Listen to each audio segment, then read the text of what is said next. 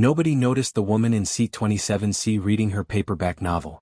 Not the businessman beside her. Not the 182 other passengers. But when disaster struck at 37,000 feet and she took control of the dying aircraft, F-22 pilots heard her legendary call sign and froze in disbelief mid-flight. Before watching full story, comment below from where you watching. Also like and subscribe for more stories. The boarding line moved slowly at gate 47. People shuffled forward with their carry-on bags and coffee cups. Among them was a woman who looked completely ordinary. She wore faded blue jeans and a gray hoodie. Her white sneakers had dirt on them. Her dark hair was pulled back in a simple ponytail. Reading glasses hung from a cord around her neck. Nobody looked at her twice. The gate agent scanned her boarding pass without making eye contact. Seat 27C, she said automatically. Boarding zone 3. Thank you, the woman replied softly. She walked down the jetway with her small backpack. No special treatment. No priority boarding. Just another passenger on Flight 2847 from Dallas to San Diego. Inside the Boeing 777, she found her seat by the window. The middle seat was empty. A businessman in an expensive suit sat in the aisle seat. He was already typing on his laptop, barely acknowledging her presence. "Excuse me," she said quietly, sliding past him. He grunted without looking up. She settled into her seat and pulled out a paperback mystery novel. The cover was worn. The pages were dog-eared. She opened it and began reading, adjusting her glasses. The flight attendants moved through the cabin, checking overhead bins and helping passengers. They walked past her without a second glance. Just another passenger. Nothing special. An elderly couple sat in row 26, directly in front of her. The woman turned around with a friendly smile. "Are you traveling for business or pleasure, dear?" "Just heading home," she replied with an easy smile. "Oh, how nice. We're visiting our grandchildren in San Diego. Do you have family there?" "Yes, ma'am." Something like that. The elderly woman chatted for a few more minutes about her grandchildren. The woman in 27C listened politely, nodding at appropriate moments, offering nothing about herself. A young mother struggled to lift her bag into the overhead compartment nearby. The woman in 27C stood up without being asked and helped her. "Here, let me get that for you." "Oh, thank you so much," the mother said gratefully. "No problem at all." She sat back down and returned to her book. The businessman beside her finally spoke. "Could you pass me a pillow from up there?" He pointed at the overhead bin without looking at her. "Sure." She reached up and handed him a pillow. "Thanks," he muttered, already back to his spreadsheet. The flight attendant came by with pre-departure beverages. "Would you like water or orange juice?" "Water would be great, thank you." "Of course." The attendant handed her a plastic cup and moved on. Everything was routine. Normal. Unremarkable. The captain's voice came over the intercom. "Good evening, folks. This is Captain Richardson. We're expecting a smooth flight tonight. Weather looks good. Flight time to San Diego will be about 2 hours and 40 minutes. We should have you on the ground by 9:30 local time." Passengers settled in. Some read. Some watched movies on their seatback screens. Others closed their eyes for a nap. The woman in 27C sipped her water and read her book. She had read this mystery before. It was a comfort read. Something familiar and easy. The safety demonstration began. Flight attendants demonstrated oxygen masks and seat belts. Most passengers ignored them. The woman in 27C didn't even look up from her book. She had heard this speech hundreds of times. The Boeing 777 pushed back from the gate at exactly 6:47 p.m. The massive engines powered up with a deep rumble. The aircraft taxied toward the runway, joining the line of departing flights. Nobody on board had any idea who was sitting in seat 27C. Nobody knew about the personnel file locked in Pentagon databases. Nobody knew about the classified mission reports. Nobody knew about the combat decorations. Nobody knew about the 4,000 flight hours logged in 15 different aircraft types. Nobody knew about her call sign. The call sign that made fighter pilots stop and listen. The call sign that was spoken with reverence from Langley Air Force Base to Ramstein in Germany. The call sign that represented a night when she had done the impossible, bringing home a crippled F-16 through a sandstorm with dying systems and a wounded weapons officer bleeding in the back seat. Nobody knew that the quiet woman reading a paperback novel was one of the most decorated combat pilots in United States Air Force history. She had chosen this anonymity deliberately. When she traveled in civilian clothes, she wanted to be invisible. She wanted to be just another passenger. No uniform. No recognition. No questions. Just peace. The 777 reached the runway. The engines roared to full power. The massive aircraft accelerated down the concrete, picking up speed until it lifted gracefully into the Texas evening sky. The woman in 27C felt the familiar sensation of takeoff. Her body knew this feeling intimately. But tonight she was just a passenger. She turned a page in her book. The aircraft climbed through 10,000 feet.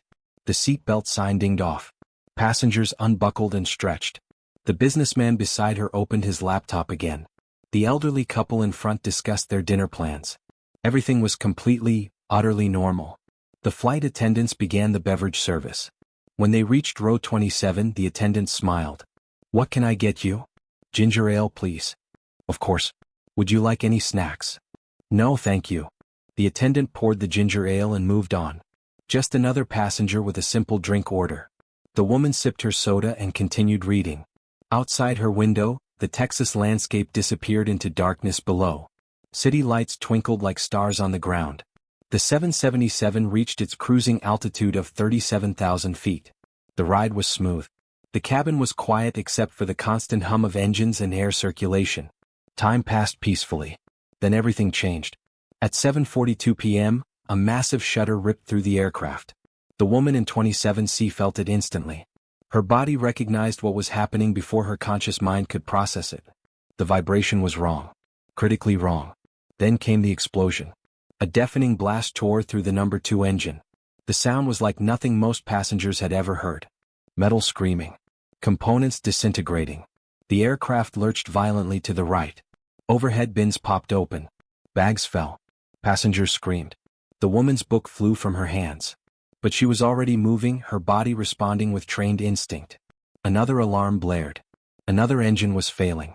The aircraft's number 3 engine showed catastrophic pressure loss.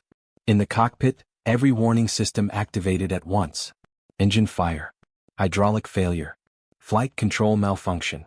Electrical system failure. The Boeing 777 entered an uncontrolled right bank. Oxygen masks dropped from the ceiling. The yellow cups dangled and swayed as the aircraft tilted dangerously. Passengers grabbed their masks with shaking hands. Many were crying. Some were praying. Children screamed. Adults shouted in panic.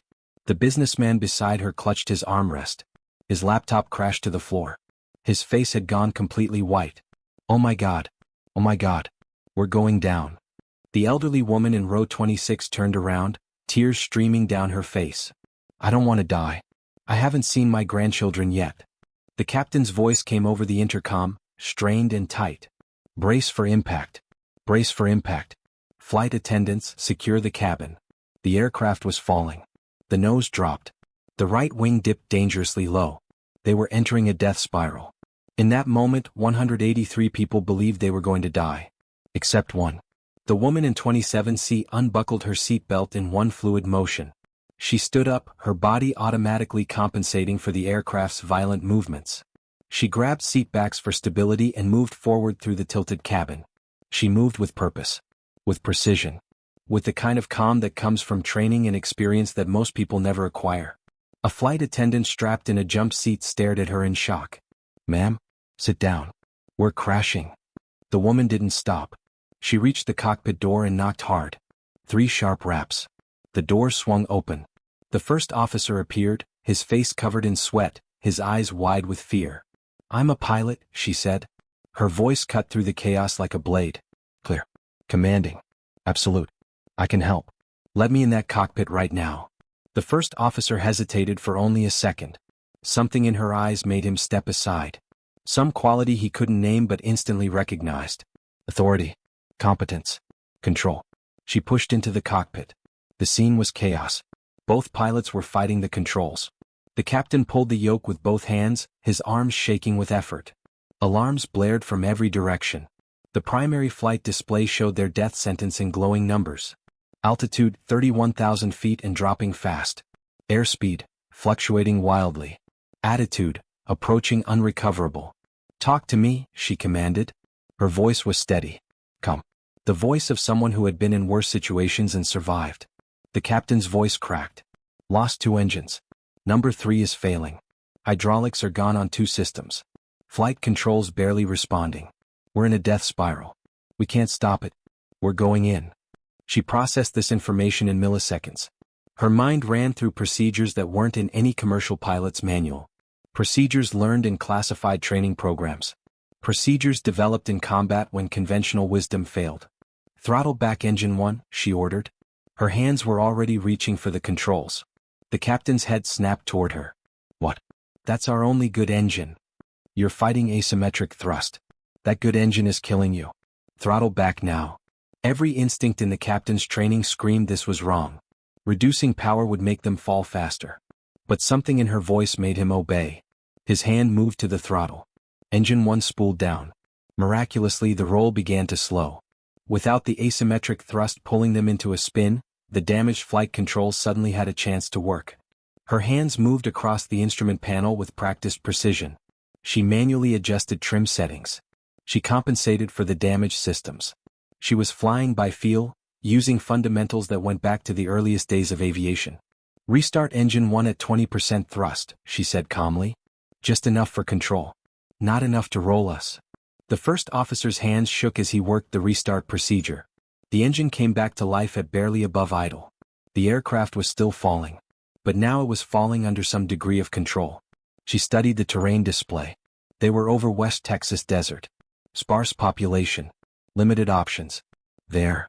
She pointed at the screen. Interstate 10. 8 lanes. Mostly straight. "We're putting this aircraft on that highway." The captain stared at her. "That's impossible. The wingspan is too wide. We'll never make it. I've landed damaged aircraft in worse conditions." She looked directly at him. "I need you to trust me. Can you do that?" The captain faced the choice. Die following conventional procedures or trust this mysterious woman. He nodded. "You have the aircraft." "I have the aircraft," she confirmed. Her hands settled on the controls.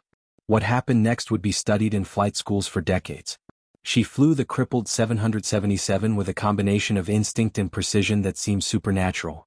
She made constant tiny adjustments. She kept the asymmetric airframe from rolling into another death spiral. She talked the first officer through manually extending the landing gear. They would need every bit of drag and stability. She had the captain coordinate with air traffic control. Emergency services scrambled to clear Interstate 10. Her voice came over the cabin PA system. "This is the pilot. We have multiple engine failures. We're making an emergency landing on Interstate 10. The landing will be rough. Follow your flight attendant's instructions. Brace when commanded. We are going to get through this."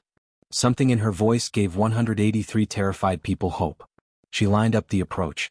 The interstate stretched ahead like a narrow ribbon. Her wing tips would extend beyond the highway's edge.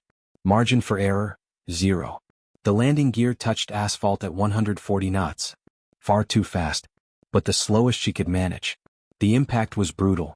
Passengers slammed against their restraints. The landing gear screamed against highway asphalt. Tires exploded. Rubber fragments spun into the desert. The aircraft bounced. Once, twice. She worked the controls with microscopic precision. Bleeding off energy. Keeping the wings level. Refusing to let the aircraft get away from her. The Boeing 777 scraped along Interstate 10 for nearly a mile. It left a trail of torn asphalt and sparking metal. Finally, it ground to a stop, straddling the westbound lanes. Silence. Then the evacuation alarms. Emergency slides deployed. Flight attendants shouted commands. Passengers poured down the slides onto highway asphalt. People were crying. Some were in shock. But they were alive. All 183 of them. She stayed in the cockpit until every passenger was evacuated. Only then did she emerge, still wearing her gray hoodie and jeans. The elderly couple from row 26 grabbed her in a tearful embrace. "You saved us. You saved us."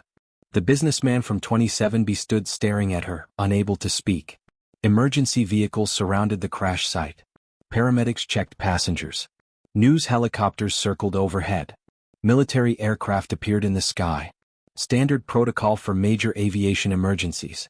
2 F-22 Raptors from Holloman Air Force Base had been scrambled to provide tactical support.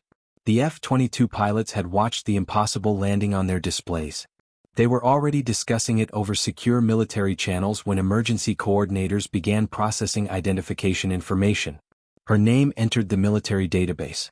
Her service record appeared. Her call sign displayed on the F-22 pilot screens. The secure military channel went completely silent. For 10 full seconds, neither pilot said a word. These were F-22 pilots. The best of the best. Warriors who flew the most advanced stealth fighters ever built. They prided themselves on their exceptional skill. And they were staring at a call sign they had only heard whispered with reverence.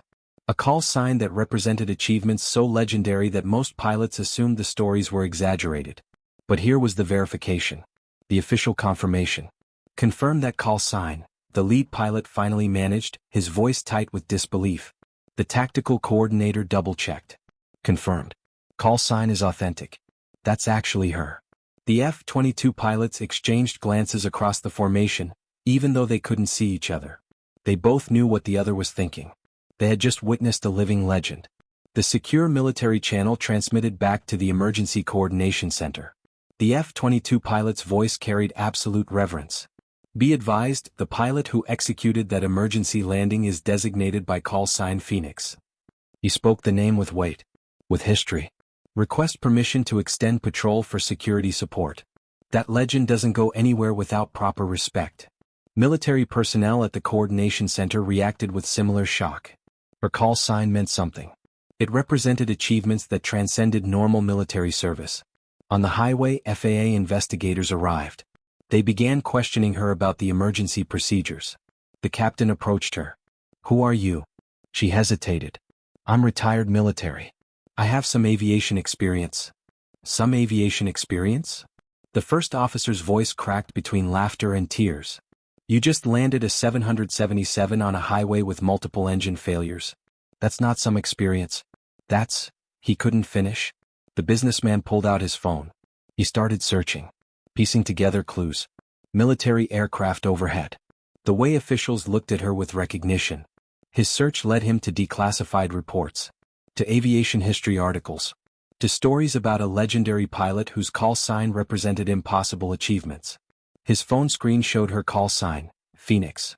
Articles described missions that read like fiction. A night she brought home a burning F-16 through a sandstorm. A rescue mission in hostile territory when her aircraft took enemy fire.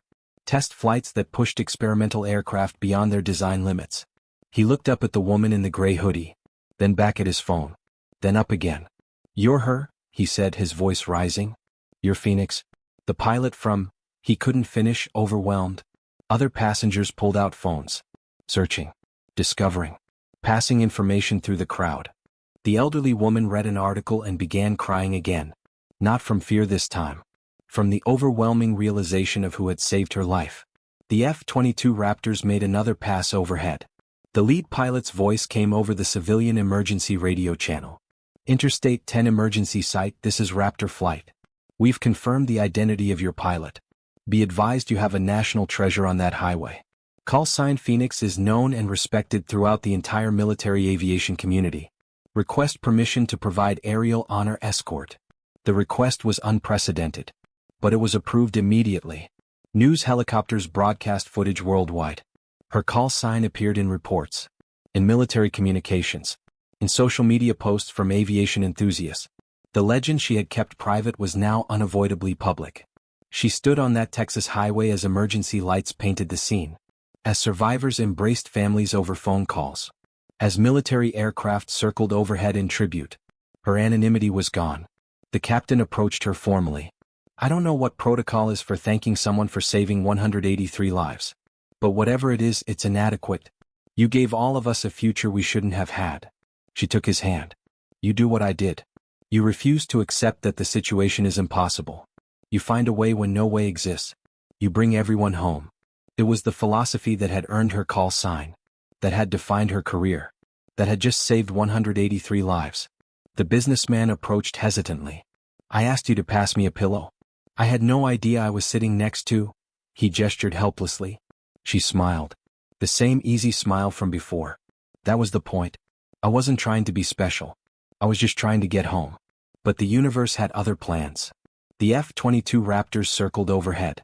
Their pilots still processing what they had witnessed. That the stories about Phoenix weren't exaggerated. They were understated. Throughout military aviation communities worldwide, pilots had a new story to add to her legend. The night Phoenix saved 183 lives on a Texas highway. 3 days later, A ceremony was arranged at a secure military facility. The 183 survivors were invited with their families. She arrived in her Air Force dress uniform for the first time since the emergency. Her chest displayed ribbons and medals. Distinguished Flying Cross, Purple Heart, Air Medal with Valor Device, Bronze Star. The elderly couple brought their grandchildren. The businessman brought his daughter. Flight attendants stood in formation. The F-22 pilots attended in their flight suits. When she entered the room, 183 people rose as one. Their applause thundered. She stood before them. This legend whose call sign was known worldwide. "I didn't save you alone," she said. "The captain and first officer trusted me. The flight attendants kept you calm. You followed instructions when panic would have been understandable. We saved each other through teamwork, through trust, through refusing to give up. That's what my call sign really means. Not individual achievement, but the commitment to bringing everyone home together." Her words resonated. But everyone present understood the truth. Without her specific skills, none of them would be standing there. The businessman's daughter would have grown up without a father. The grandchildren would have lost their grandparents. 183 futures would have ended. Instead, they had been given the gift of tomorrow. All because anonymous passenger 27C turned out to be Phoenix. A legend who proved her reputation was earned through achievements that transcended fiction. The businessman's daughter approached her after the ceremony. She was young, maybe 25, with her father's eyes. "My wedding is next month," she said quietly. "My dad will walk me down the aisle because of you. I don't know how to thank you for that." Phoenix smiled gently. "Invite me to the wedding. I'd love to see it." The young woman's eyes filled with tears. "Really? Really?" They embraced. A legend and an ordinary person whose life had been saved. In that moment they were just two women sharing a human connection. The elderly couple approached next. Their grandchildren, twin boys about 8 years old, stood wide-eyed. "Boys," their grandmother said, "this is the lady who saved Grandma and Grandpa." One boy stepped forward shyly. "Are you really a fighter pilot?" Phoenix knelt down to his level. "I was. Now I'm retired." "Did you fly fast planes?" "Very fast planes." "Did you shoot missiles?" "Sometimes. But mostly I tried to help people." "Like you helped Grandma and Grandpa?" "Exactly like that." The boy considered this seriously. Then he hugged her suddenly, fiercely. "Thank you for saving them." Phoenix held the small boy, this child who still had grandparents because of split-second decisions made at 37,000 feet. "You're welcome, buddy." The flight attendants approached as a group. The senior attendant spoke for them all. "We train for emergencies. We practice evacuations. We memorize procedures. But we never really believe we'll need them. Then when we did need them, you gave us a chance to do our jobs successfully. You gave meaning to our training. Thank you for that." Phoenix shook each of their hands. "You kept 183 people calm during the worst moment of their lives. You did your jobs perfectly. I'm honored to have worked with you." The F-22 pilots approached last. Young men in their late 20s, elite warriors, the best of the best. They stood at attention. "Ma'am," the lead pilot said formally, "we've studied your missions at flight school. The night you brought home the damaged F-16. The rescue in hostile territory. The test flights at Edwards. You're the standard we measure ourselves against." Phoenix looked at these young pilots. She saw herself 20 years ago. Hungry. Driven. Wanting to be the best. "You flew F-22s today," she said. "Do you know how many pilots wash out of that program? The fact that you're standing here in those flight suits means you're already exceptional. Don't measure yourself against me or anyone else. Measure yourself against your own potential. That's the only comparison that matters." The pilot nodded. "Yes, ma'am. But if we can ask, how did you stay so calm during the emergency?" Phoenix considered the question. "Fear is natural. Panic is optional. I was afraid on that flight. I was afraid I might fail. Afraid I might not be good enough. But I had trained for emergencies my entire career. When the moment came, my training took over. My body knew what to do. That's the real secret. Train so hard that when disaster strikes, your response is automatic." "Will you come speak at Holloman?" the other pilot asked. "The younger pilots need to hear this. They need to meet you. Send me an invitation. I'll be there." They saluted. She returned the salute. A gesture of mutual respect between warriors. The ceremony concluded with a formal recognition from the FAA, the NTSB, and the United States Air Force. Commendations for extraordinary airmanship. Awards for civilian lives saved. recognition of service above and beyond. But the moment that mattered most to Phoenix came afterward. The captain and first officer approached her privately. "We need to tell you something," the captain said. His voice was serious. "When you walked into our cockpit and told us what to do, every instinct in our training said you were wrong. Throttling back the good engine. Landing on a highway. It all went against everything we learned. But you trusted me anyway," Phoenix said. "We did. And that's the thing we wanted to say. Trust saved everyone on that flight. Not just your skill, though that's what executed the landing. But trust. We trusted you even when it seemed crazy. And you trusted us to follow your instructions. That's the lesson we're taking from this." The first officer nodded. "Before this flight, I thought I was a pretty good pilot. Now I understand how much I still have to learn. Thank you for that humility. It's going to make me better." Phoenix shook their hands. "You're both excellent pilots. You made the hardest decision a pilot can make. You gave up control in a crisis and trusted someone else. That takes tremendous courage. I'm proud to have flown with you." Later that evening, Phoenix stood alone in her hotel room. The dress uniform was hung carefully in the closet. She had changed back into jeans and a t-shirt. She looked at herself in the mirror. Same person as before. Same face. Same hands. But everything had changed. Her phone had been ringing constantly. News organizations requesting interviews. Military officials asking her to speak at events. Aviation groups wanting her to join boards and committees. The anonymity she had carefully cultivated was gone forever. But as she thought about the businessman's daughter who would have her father at her wedding, about the grandchildren who would grow up knowing their grandparents, about 183 people who had been given their futures back, she realized something. The anonymity had been comfortable. Easy. Safe. But maybe she had been hiding for the wrong reasons. Maybe her experience, her knowledge, her story could help others. Could inspire young pilots. Could teach important lessons about courage and skill and never giving up. Maybe it was time to step into the light. She picked up her phone and started returning calls. A week later, Phoenix stood in front of 200 student pilots at the Air Force Academy. Young men and women who dreamed of flying fighters. Who wanted to serve their country. Who hoped to make a difference. She told them about the night on Interstate 10. About the fear she felt. About the decisions she made. About the importance of training and trust and teamwork. "I didn't save 183 people alone," she told them. "I had help from skilled pilots who trusted me. From flight attendants who did their jobs perfectly. From passengers who followed instructions. From F-22 pilots who provided support. From emergency responders on the ground." She paused and looked at the young faces watching her intently. "Here's what I want you to understand. Your call sign, whatever it will be, isn't about individual glory. It's about service. It's about bringing everyone home.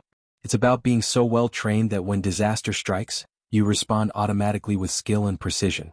It's about earning trust through competence. It's about never ever giving up."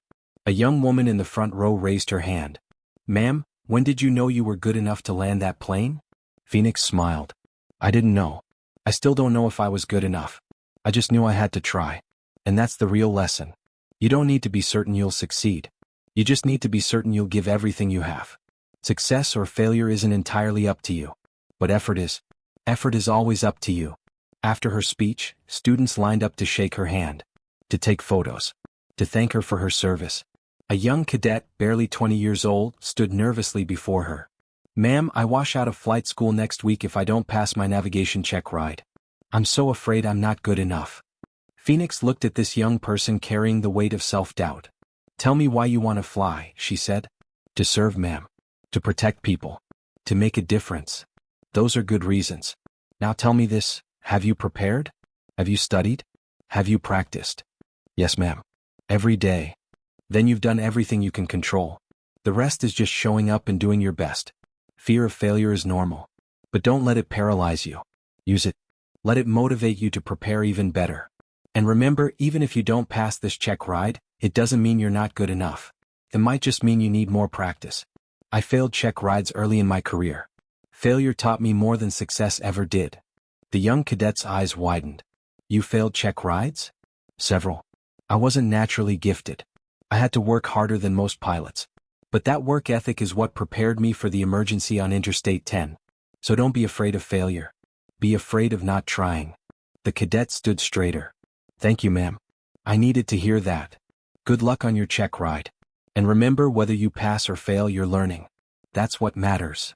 The young cadet saluted and walked away with renewed determination. That night, Phoenix received an email. It was from the cadet. "Ma'am, I passed my navigation check ride today. I thought you'd want to know. But more importantly, I learned something. You said I had already done everything I could control. That helped me relax and just fly. Thank you for that wisdom. Thank you for your service. Thank you for being an example of what's possible when you refuse to give up. Respectfully, Cadet Jennifer Martinez." Phoenix read the email 3 times. Then she typed a response. "Jennifer, congratulations on your check ride. I'm proud of you. But I'm even more proud that you learned to trust your preparation. That's going to serve you well throughout your career. Keep working hard. Keep learning. Keep pushing yourself. The Air Force needs pilots like you. And please call me Phoenix. We're sisters in aviation now. Blue skies, Phoenix." She hit send and smiled. This was why she had decided to step into the light. To share her experience. To help others. The woman who had once been anonymous passenger 27C was now a mentor. A teacher. An inspiration. And somehow, that felt even more important than all the combat missions and test flights and emergency landings. Because legends aren't built just through personal achievement. They're built through the impact you have on others. Through the lives you save. Through the people you inspire. Through the difference you make. Phoenix understood that now. The elderly couple from Flight 2847 sent her a photo. They were at their grandson's soccer game. The caption read, "We wouldn't be here without you. Thank you for giving us this moment." The businessman sent a photo of himself walking his daughter down the aisle. "This day exists because of your skill. My daughter has a father because of you. Thank you will never be enough."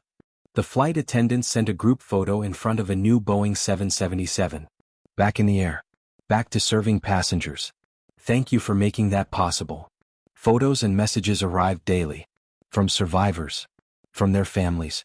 From people who heard her story and were inspired by it. Phoenix kept every message. Every photo. Not as trophies of her achievement, but as reminders of why skill matters. Why training matters. Why never giving up matters. 6 months after the emergency landing, Phoenix received an unexpected call. "Miss Phoenix, this is General Matthews from Air Combat Command. I have a proposition for you." "I'm listening, sir." "We're developing a new emergency response training program for commercial airline pilots.